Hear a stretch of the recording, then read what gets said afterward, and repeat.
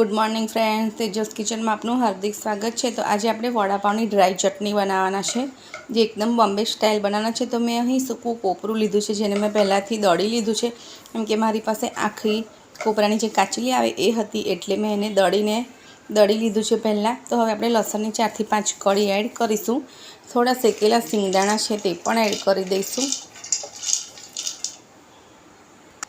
થોડું જીરું એડ કરીશું, અડધી ચમચી જેટલું, અને સ્વાદ અનુસાર નમક એડ કરીશું। અને તમને જેટલી તીખી જોઈએ એ પ્રમાણે તમે મરચું એડ કરી શકો છો। તો થોડું 2 ચમચી જેટલું આપણે મરચું એડ કરીશું।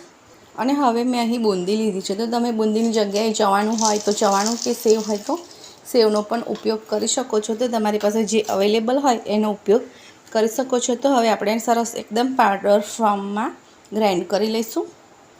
તો તમે જોઈ શકો છો એકદમ સરસ દરદરી આપણી ચટણી રેડી છે। તો તમે આને ભરેલા રવૈયાના શાકનો પણ ઉપયોગ કરી શકો છો। તો આપણી વડાપાવની ચટણી રેડી છે, તો તમે આને ભરીને સ્ટોર પણ કરી શકો છો।